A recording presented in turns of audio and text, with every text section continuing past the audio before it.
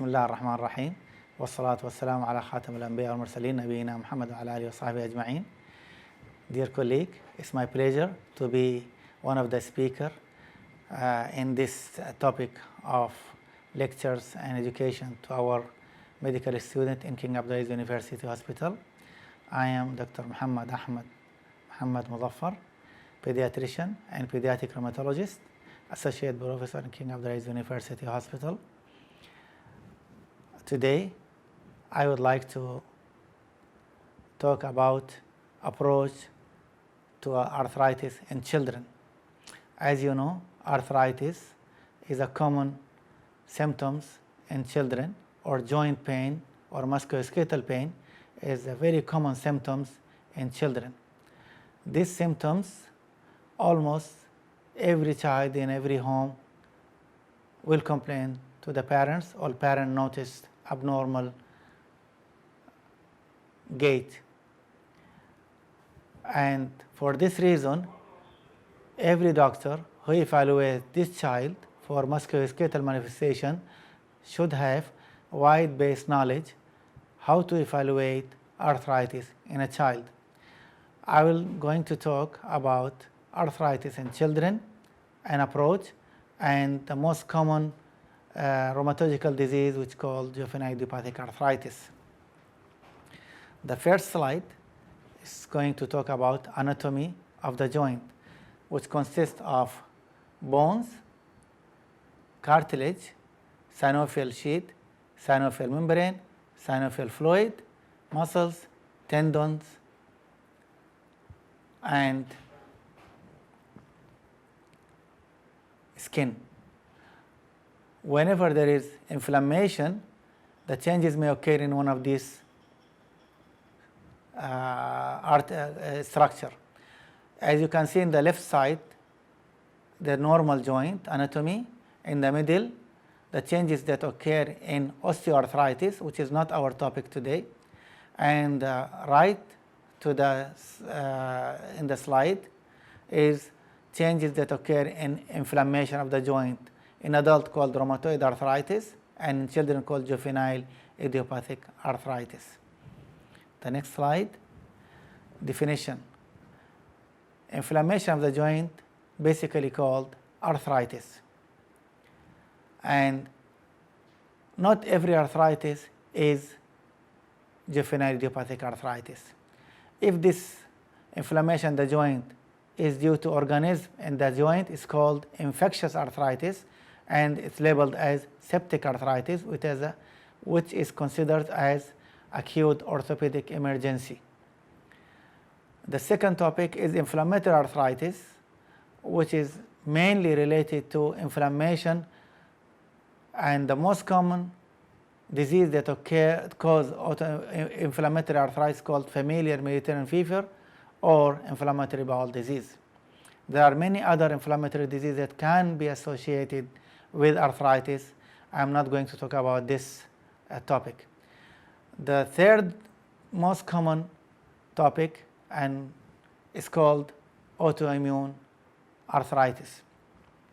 And the most common autoimmune arthritis is juvenile rheumatoid arthritis, or any rheumatological disease that cause chronic arthritis in the joint. Next slide. There are many names has been given to arthritis in children related to rheumatological disease. The old name called juvenile arthritis, and it does not give you any diagnosis. The second name is called juvenile chronic arthritis, and this name has been used by a European school called EULAR in 1977. The third name you will see in the literature is called juvenile rheumatoid arthritis. This name has been used by North American school and commonly used all over the world, juvenile rheumatoid arthritis. Now the new name has been given under World Health Organization supervision. It's called ILAR, which is International League Against Rheumatology, in 1995, and this name has been validated in 1998. Juvenile idiopathic arthritis means arthritis affecting children when they are below 16th birthday, characterized by presence of arthritis, unit durations, type of onset, and rule out other causes. We'll explain each factor. Number one, age less than 16 years is very simple. Any child come with arthritis above 16 is called rheumatoid arthritis. Any child come with arthritis below 16 years of age called juvenile idiopathic arthritis. The criteria for this, the second is presence of arthritis. Presence of arthritis means you should detect the signs of arthritis in the joint. And this include presence of swelling, which can be detected by the parents, by patient, by the doctor. Or if there is no swelling, you have to detect effusion, which can be detected by the doctor during examination. If you don't see swelling or you don't find effusion, you should look for 4 signs: hotness, joint tenderness, pain during motion, limitation in the range of motion. If you have 2 of these signs out of the 4, it is called arthritis. So first you have to know the child with joint pain has arthritis or no arthritis by this definition. The third criteria, you should know the duration of this arthritis. Sorry. It should be at least 6 weeks. This means there is arthritis daily for 6 weeks continuous. Sorry. Any arthritis less than 6 weeks, you have to think of other cause, which is called acute. That does not cause any deformity and resolve with treatment of underlying cause. So we are talking about chronic arthritis which should last 6 weeks or more. There are certain type of acute arthritis which was not diagnosed, may remain more than 6 weeks, and this can be excluded by complete history and examination and lab investigation. Next slide. This is the most common difference between the 3 schools or 2 schools, European American schools. In order to eliminate this difference, the WHO make juvenile idiopathic arthritis, and they make 7 types. Type number 1 called systemic onset, and the old name for it is Still's disease. Systemic onset juvenile idiopathic arthritis. Type 2, oligoarthritis, which has been divided into persistent or extended. Persistent means if you see a patient with 4 joints or less, and after 6 months the number of joints remain 4 or less, is called persistent. And after 6 months or within 6 months, number of joints change from 4 to 5 or 6 or 10 is called extended. But still you called oligoarthritis extended. It's a little bit confusing, but if you understand that 6 months, the first 6 months from the diagnosis is very important.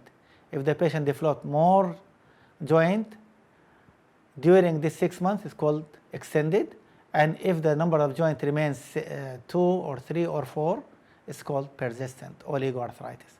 Number 3, polyarthritis, now defined in 2 groups, depend on rheumatoid factor. If you tested rheumatoid factor become negative, it's called rheumatoid factor negative polyarthritis, and if rheumatoid factor reported positive, you will labeled as rheumatoid factor positive polyarthritis. Number 5, juvenile psoriatic arthritis. This means child has psoriatic rash and arthritis. Number 6, enthesitis related arthritis, and this is unique to the children. In adult, it's called juvenile ankylosing spondylitis. In pediatric, they do not present with full picture of juvenile ankylosing spondylitis, may present with enthesitis. What is the meaning of enthesitis? Enthesitis is defined as inflammation at the attachment of tendon to the bone. The most common example, Achilles tendon attached to the calcaneus. Inflammation at the attachment side of Achilles tendon to the bone, to the calcaneus, called enthesitis. There are a group of children who has enthesitis and they may develop arthritis later on. It's called enthesitis related arthritis. And they have classic presentation regarding arthritis, which is typical to juvenile ankylosing spondylitis, which may appear later, may over months or years. The seventh group is called unclassified. Still, we have patient who has arthritis not belong to this sixth group. One of the example is sarcoidosis can present with arthritis, or arthritis present with different pictures. It's called unclassified. Still, we have certain group of disease which not yet classified. So we have 6 or 7 types under juvenile idiopathic arthritis. And the 5 criteria is rule out other cause. This means there is no diagnostic lab test to diagnose juvenile idiopathic arthritis. The diagnosis depends on history, physical examination, and ruling out other causes. And we do lab tests to rule out other causes. Next slide. The clinical manifestation, most commonly, the child or the parents will complain to you with joint pain, mainly when he wake up in the morning, called morning stiffness. This stiffness may last for 5 minutes or 5 hours. Longer duration means severe disease, short duration means mild disease. Morning stiffness are cardinal symptoms of juvenile idiopathic arthritis or inflammatory arthritis. It could be associated with swelling, limping, but no redness over the joint. If there is redness over the inflamed joint, think of acute arthritis such as septic arthritis, leukemia, acute rheumatic fever. Normally, redness is not a manifestation of juvenile idiopathic arthritis, as I explained to you in my definition. Also, they can present with other symptoms such as pain at night. Pain at night mainly occurs in children between 2 and 10 years. It's called growing pain. Usually, these children, when they wake up in the morning, they do not have morning stiffness and they are completely normal with no limitation in their activities and they are healthy. It's called growing pain. However, pain in the joint at night or in the musculoskeletal system at night may be secondary to leukemia, and you have to evaluate signs or symptoms of malignancy, and which is well known as weight loss, prolonged illness, loss of appetite, and pain severe, but when you examine, you don't find any signs. It's called pain out of proportion of clinical finding, characteristic of malignancy. Factor increase, most commonly rest is most common increasing factor. So early steps after prolonged rest is called morning stiffness or painful, and this is characteristic of inflammatory arthritis. Pain which increase with activity is indicate anatomical pain, trauma, or osteoarthritic pain, not inflammatory arthritis. Inflammatory arthritis, pain in the joint improve with activity. The second, extra-articular manifestations. Extra-articular manifestations could be anything associated with rash, most commonly with systemic onset JIA, called erythematous pink color rash, appears on the trunk, at the back, or in the extremities. They can be associated with weight loss as any other chronic illness, or anemia, fatigue, shortness of breath due to pericardial effusion or sinusitis, which is common manifestation of systemic onset juvenile idiopathic arthritis. Rarely they can present with diarrhea, abdominal pain, and it could be secondary to gastrointestinal infections such as salmonella or Campylobacter or Yersinia, and it's called reactive arthritis. Or it could be associated with throat infection such as acute rheumatic fever or post-streptococcal arthritis. Drug history is very important to evaluate his juvenile idiopathic arthritis. Serum sickness can present with arthritis, fever, skin rash. Most commonly, trauma has been claimed that my child fell down and they saw the swelling. So trauma can be presenting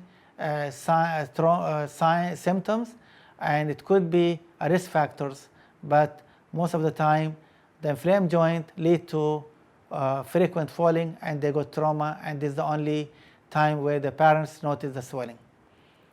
Traveling history is very common, like hepatitis can present arthritis, or drinking raw milk from camel can present with brucella and arthritis. So history evaluation is very important.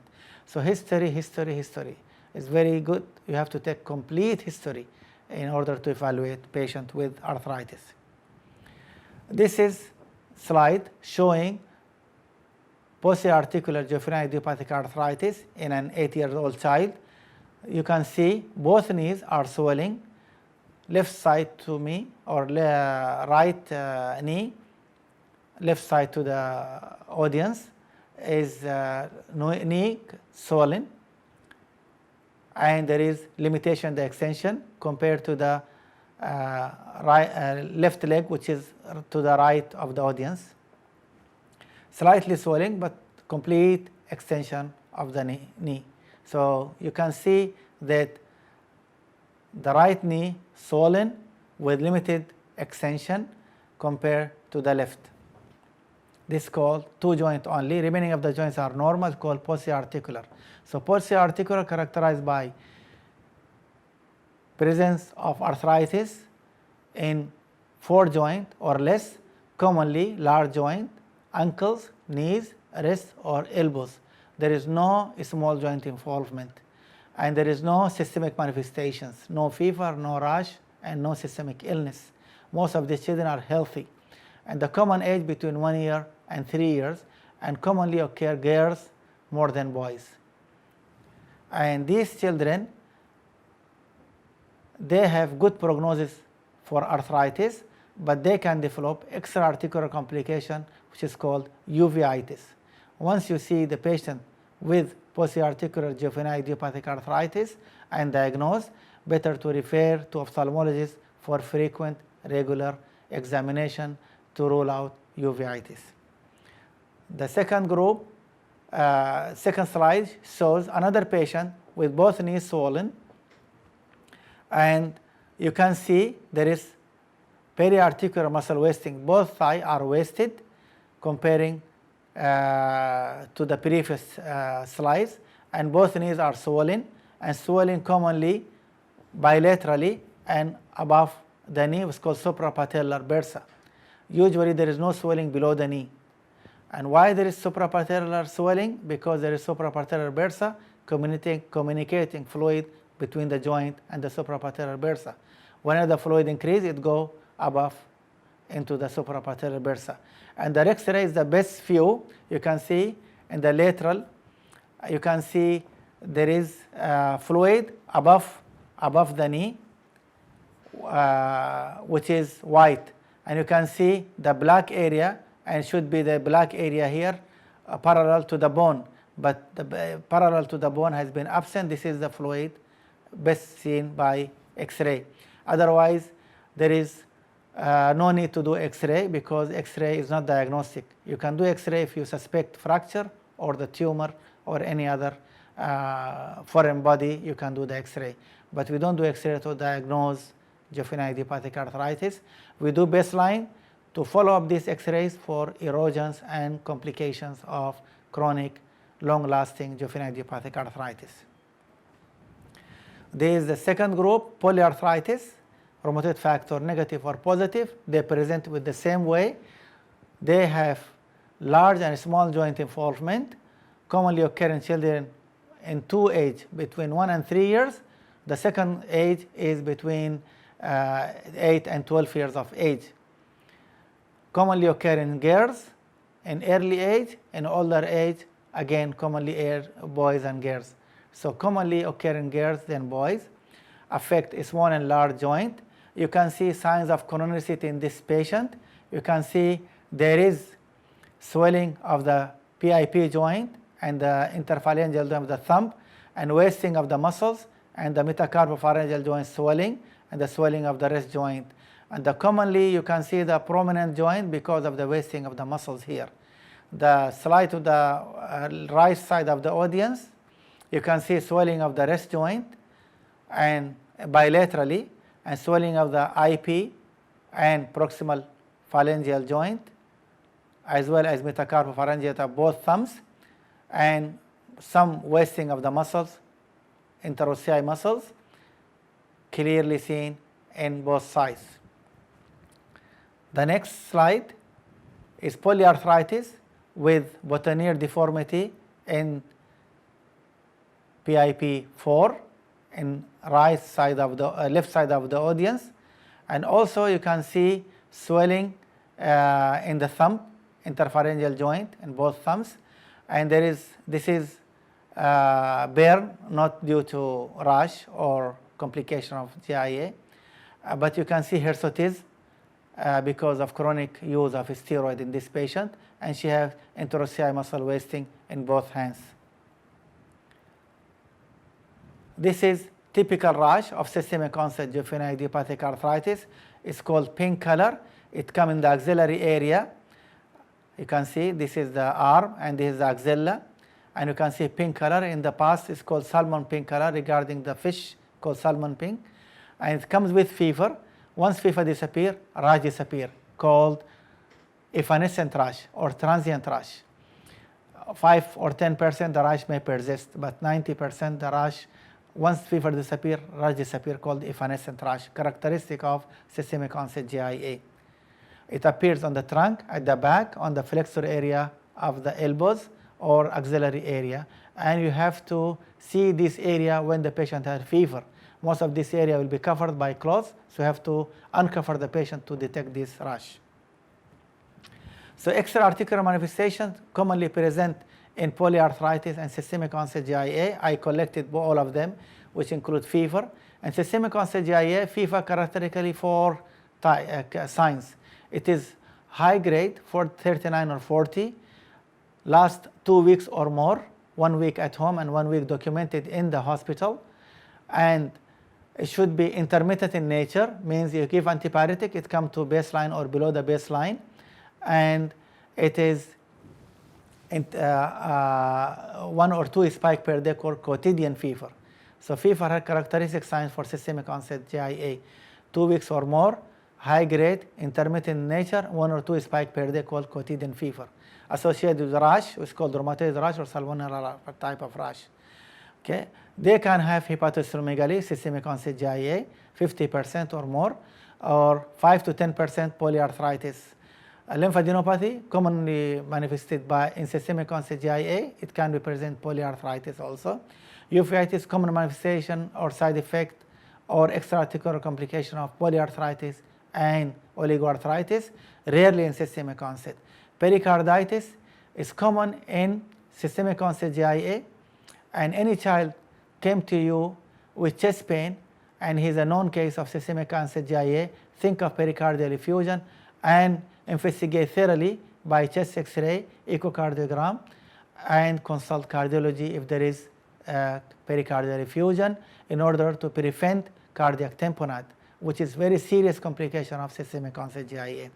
Pleuritis, like serositis, they can be presenting manifestations. Abdominal pain and serositis can be presenting manifestations of systemic onset JIA. Next slide. This slide, we start to talk about differential diagnosis, which is the most important slide in our lecture today. Every doctor who evaluates the patient, he should know the different causes of arthritis. The most common cause of acute arthritis or chronic arthritis could be an infection. The acute arthritis manifested by joint pain and swelling. It could be secondary to streptococcal infection and most commonly acute rheumatic fever. The infection will be in the throat and patient will come with arthritis. If he has criteria fulfill for acute rheumatic fever, which is called Jones criteria, then the patient labeled as acute rheumatic fever.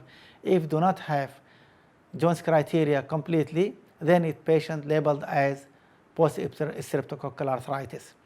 Other bacteria can give you arthritis, such as Salmonella, Campylobacter, or Yersinia, and they present with gastroenteritis. And 10 days or 2 weeks later, they present with arthritis called reactive arthritis. I would like to mention here about monoarthritis.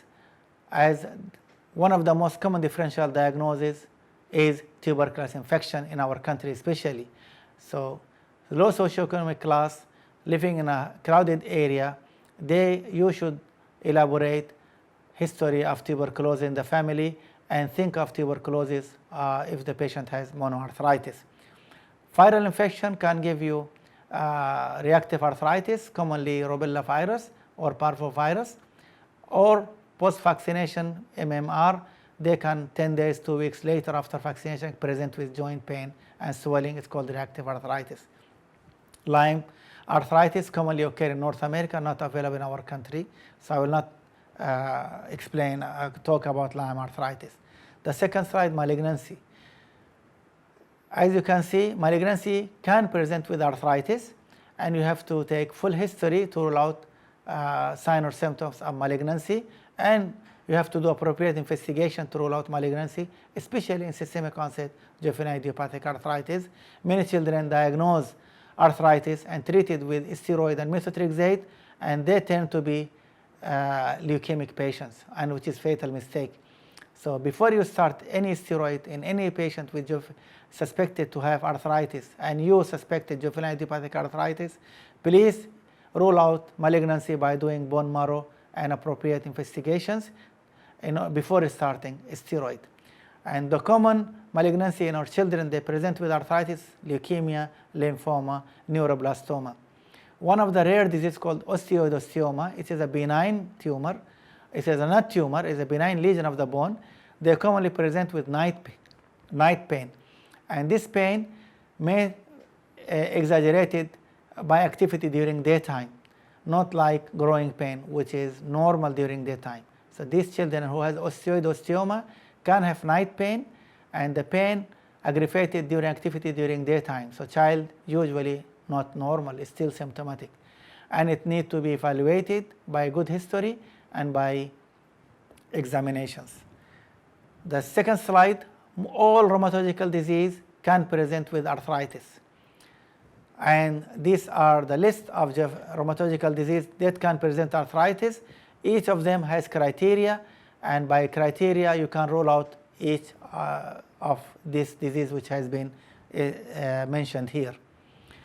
The reactive arthritis is the most common problem in our country, as I mentioned, rheumatic fever, other or post-streptococcal arthritis, artery-site meningitis, or post-influenza or hemophilia can be cause of arthritis. These arthritis resolve once you treat underlying disease.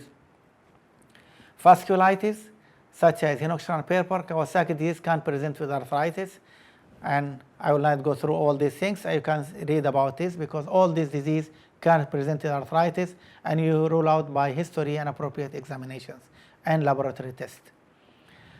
These are the warning signs that I usually rule out JIA. If you have a child in front of you, you took history and examined, and one of the manifestation and sign or symptom you find from these signs, this is not JIA. You have to think of other cause. Like here, if the patient presents with hip or shoulder at initial presentation, think of spondyloarthropathy, leukemia, infection, but not JIA. If the patient comes with severe anemia, fever, with Pauci-arthritis JIA, think of infection, leukemia, and inflammatory bowel disease. If the patient presented with pinpoint joint tenderness along the bone, think of osteomyelitis. Or leukemia, again, can present localized bony pain. As you can see, muscle weakness could be part of the arthritis, and juvenile dermatomyositis can present with arthritis. If you do not evaluate muscle weakness, then you miss juvenile dermatomyositis or polymyositis, because there might be a skin manifestation or there might be no skin manifestations. But polymyositis can present with arthritis, and weakness is a significant symptoms. Finally, central nervous system can mimic juvenile idiopathic arthritis. You have to rule out by evaluating central nervous system. When you evaluate a child at your initial presentation, you have to know this patient has come to you late or he is still within 6 weeks. If he comes late, then or within 6 weeks, you have to see if this patient has poor prognostic factor in order to be aggressive in your management. And these are the poor prognostic factors if they present from early. Early means within 6 months of symptoms. If they have a small joint, or they have polyarthritis, or they are female, or they have positive rheumatoid factor, or rheumatoid or morning stiffness lasts more than 30 minutes, or they have tenosynovitis, or they have subcutaneous nodules, this means this patient has poor prognostic factors. If they have early involvement of small joint, or positive antinuclear antibody, or early appearance of erosion in the joint, or if they develop polyarthritis within the first 6 months, all are these patients carry poor prognosis. Once you know these poor prognostic factors, then you have to be aggressive in your management, start to follow this patient very carefully monthly, and start to use new developed medications early in order to control this disease and prevent subsequently complication, promote normal growth. If you don't treat, what will happen? And this is a very common slide I use in my presentation, and this is the end result of any arthritis which has been missed or not treated appropriately because you do not recognize the poor prognostic factors. You can see the knees, how severely contracted. Top on the right, on the left side is a knee swollen with subsequently severe muscle wasting and stiff. This patient is stiff, he cannot move it. The knees are ankylosed. You can see the same patient, the ankle joint, the dorsiflexion is not stiff due to a neurological abnormality, it is due to arthritis. You can see dorsiflexion and swelling of both ankle joint and extension of the metatarsopharyngeal joint, and severe muscle wasting of the calf. And top in the right, you can see the hands, ulnarly deviated, swelling of the wrist joint, and severe muscle wasting of the arm, both sides. Lower in the right, you can see swan neck deformity of a gear presented with long-lasting arthritis affecting the joint. In the middle and the top and the lower and the left side, both of these joints are for one patient. You can see he's 17 years old. He has short hand and wide, broad interpharyngeal joint of both hands due to long-lasting arthritis and swelling of the both wrists. Still he has active arthritis. And this patient never treated appropriately, and this is the end result. They are crippled and the wheelchair. Extra-articular complication can occur in children with arthritis, and the most common extra-articular complication is a short stature. You can see in the right side and the left side. In the right side, there are twins, right side of the audience or right side to me. You can see the two are twins. One is short, one is long. Normal. The longer one is the normal height, but the twins who has arthritis, she's short. And left side, the two sisters, they have systemic onset JIA. One is 8 years old and one is 5 years old. Both of them severely short. They are below 3rd percentile because of the disease and because of long use of steroid to control disease. So extra-articular manifestations, complication include short stature in order to articular manifestations. Another complication which is more serious, it can affect the hip due to disease or due to medications. You can see top in the right, both hip joints are damaged, particularly right more than the left side. And you can see the top in the left side, the patient has pre-sign, which include stiff ankle joint, he cannot do extension, and both joints are stiff, straight, and both hands is not facing together like this due to phlebotomial deformity of all fingers. I can do extension and the patient remain stiff because the joints are ankylosed. You can see the lower bottom, same patient came on the wheelchair, hardly he can stand. He's 17 years old, his height is 104, which is equivalent to height of 4 years old child. And he has wheelchair because of all joints are inflamed, he cannot walk and he cannot even go to the toilet. Somebody has to carry him to the toilet. So these are the severe complications of extra-articular manifestations of juvenile idiopathic arthritis. Other complications I already mentioned during my talk of systemic onset JIA. This is the most serious complication. If you don't detect uveitis, the end result is blindness. So patient come to you can see, and if you don't detect, he become blind, and their mistake because you do not refer him early to ophthalmologist to detect uveitis. Uveitis, what is the problem with uveitis? You cannot diagnose by ophthalmoscope. It has been diagnosed only by slit lamp examination, which can be done by ophthalmologist. And all children, once diagnosed juvenile idiopathic arthritis, oligo-articular type, poly-articular type, refer to ophthalmologist. They do regular examination every 4 months for 2 years, and then every 6 months for another 2 years, and every 1 year for another 3 years. So total follow-up will be 7 years from the diagnosis. Uveitis can occur at any time. Patient do not complain, no red eye, no pain. He may come with poor vision or blinking of the eyes if for late signs. And in this case, you may not be able to protect or bring back his vision. So better to treat this patient early before complications that occur. What complication of uveitis can occur?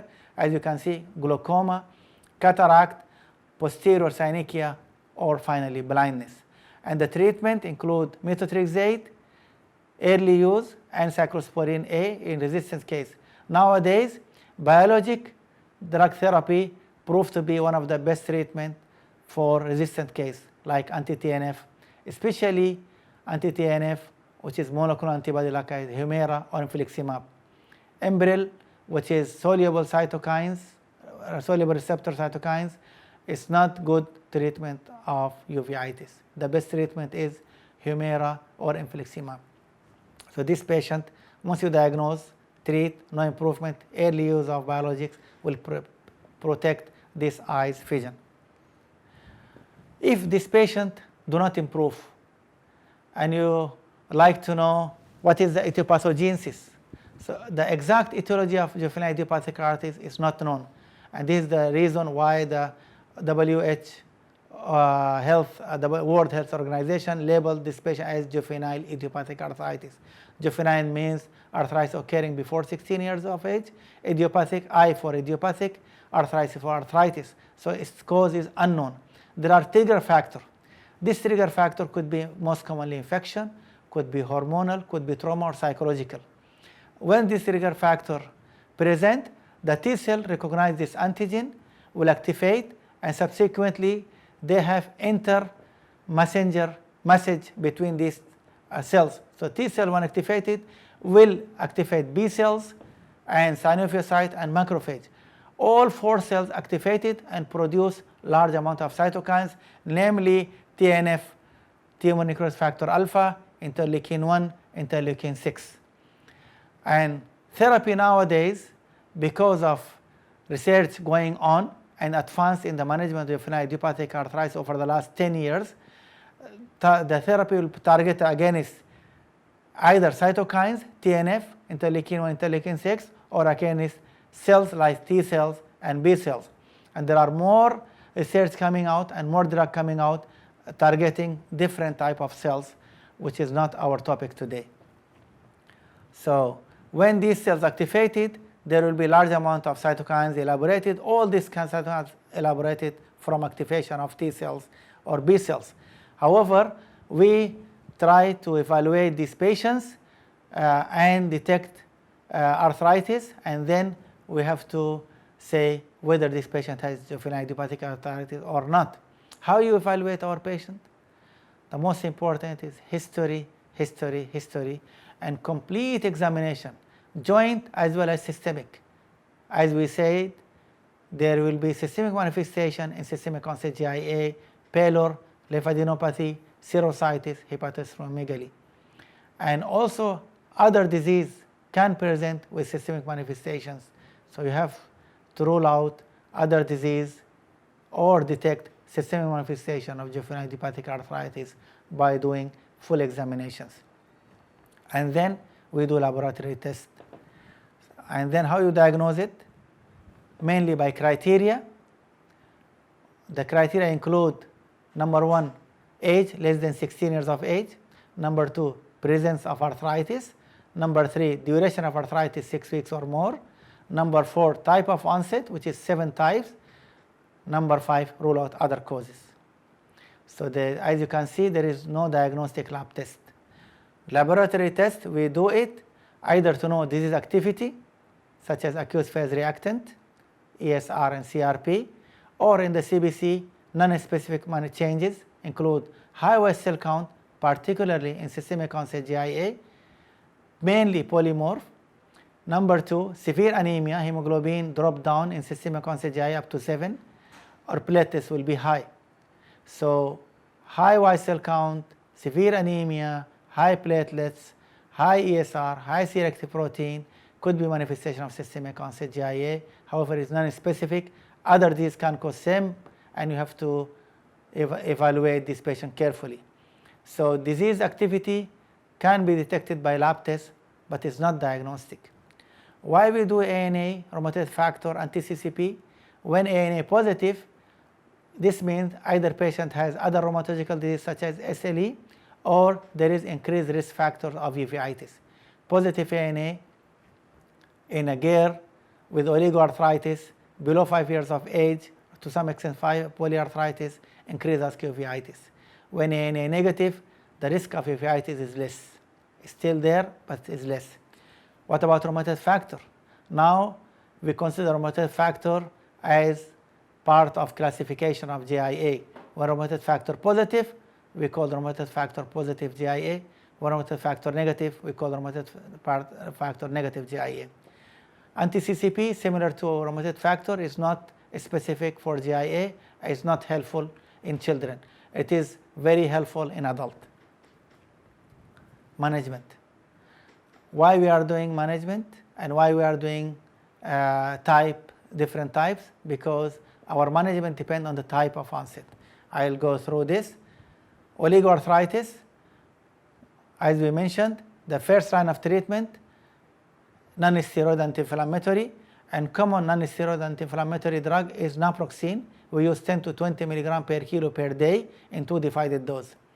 Other non-steroidal like Indocid and ibuprofen has been used, but it needs large doses or frequent doses and has a lot of side effect and is not effective like naproxen. So the best treatment non-steroidal is naproxen.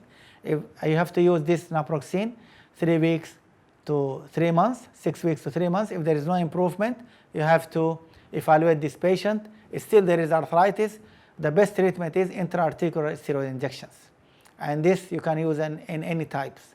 If there is no improvement, you can aspirate the fluid, and you can see synovial fluid aspirated from left joint, and then we inject intra-articular steroid. It's called triamcinolone hexacetonide, but in our country we have triamcinolone acetonide. We use 1 milligram per kilo per joint. If patient has 20 kilogram and right knee, we inject 20 milligram of triamcinolone. So we have to use good dose, 1 to 2 milligram per 8 joint. Mainly 1 milligram is good.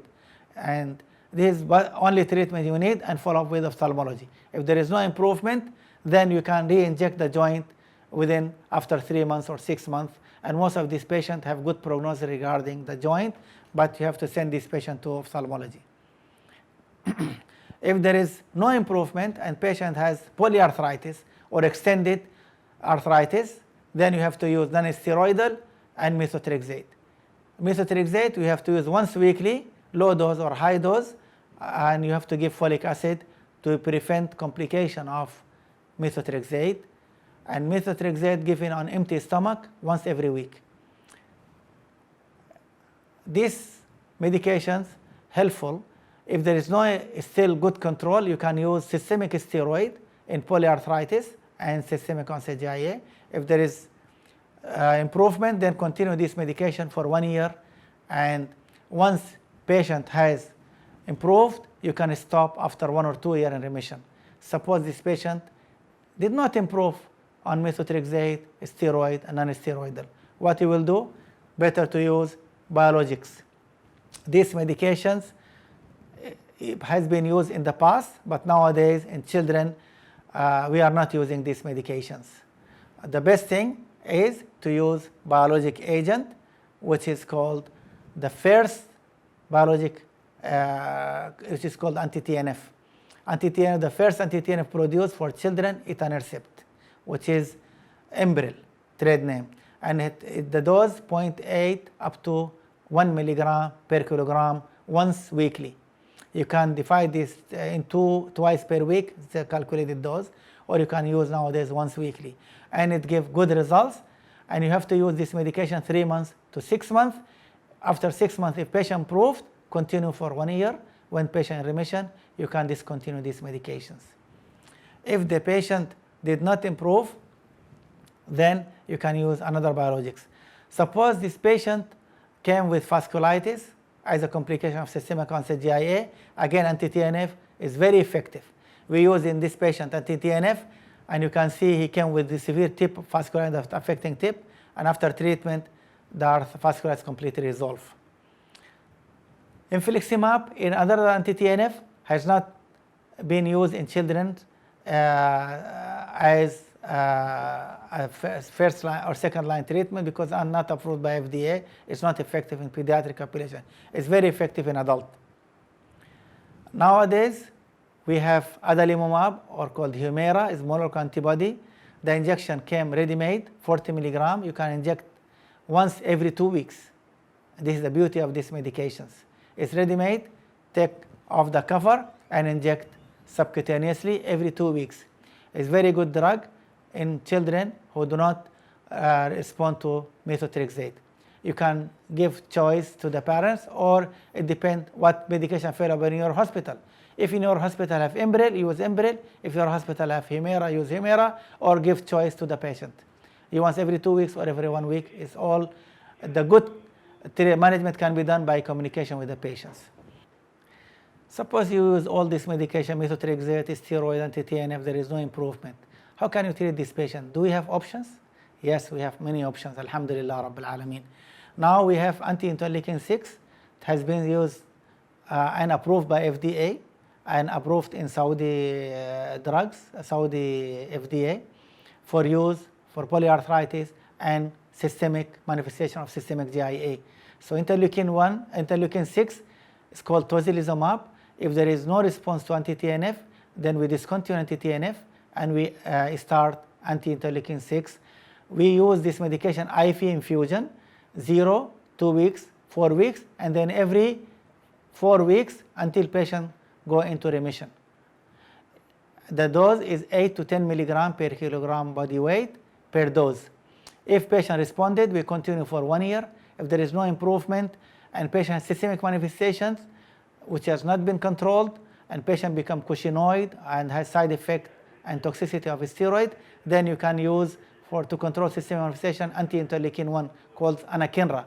Anakinra use sub-Q injection every day, 1 to 2 milligram per kilogram body weight every day subcutaneous injection. This is most of the children don't like to use everyday injections, but we have no choice. If there is no control of systemic manifestation, we have option to use anakinra to control systemic manifestation. We have many children who respond to anakinra and do not respond to anti-TNF and anti-interleukin 6. Finally, if the patient do not respond to all anti-TNF, interleukin 1 or anything else, or from the beginning, nowadays you can use abatacept. Abatacept is targeted to T cells. It used as a co-stimulator inhibitor. The cytotoxic T lymphocyte antigen 4 is combined to co-receptor of T cells.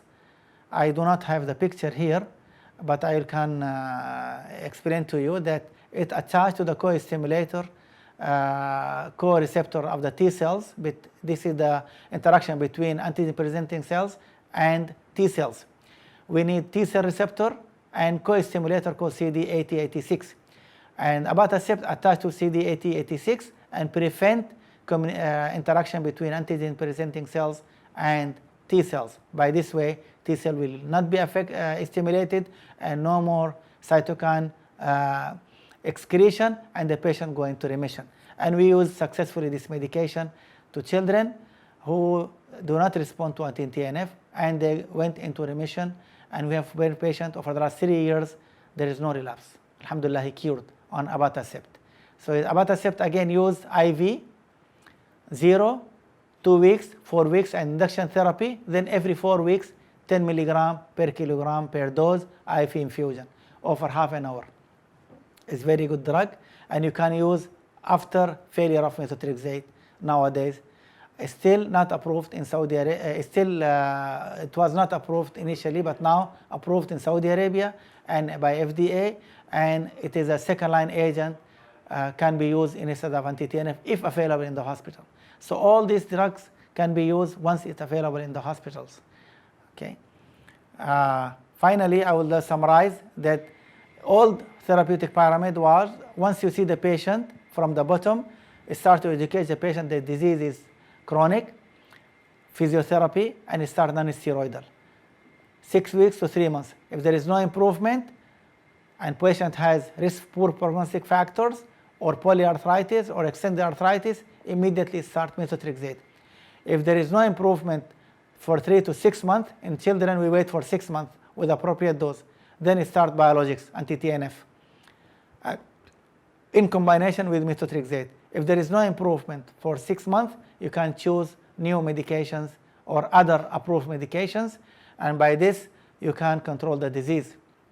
If there is no improvement, still there are 20% of patients or 30% of patients may not improve or they relapse. Then there are a lot of new medication coming in the market, something called canakinumab for systemic onset JIA or autoinflammatory disease. It is a very good drug, not approved yet in Saudi Arabia, but it is in the market, and hopefully it will be present in Saudi Arabia and we can use it successfully when it is available in resistant case. And by this I would like to thank, this is a new pyramid as I said, and I would like to thank the King Abdulaziz University for giving me this chance to talk about my lecture, to be available for students. And if they have any question, they can approach me either by my emails or by mobile at any time. And thank you very much for your listening and giving time to explain thoroughly about juvenile idiopathic arthritis. Assalamu alaikum wa rahmatullahi wa barakatuh.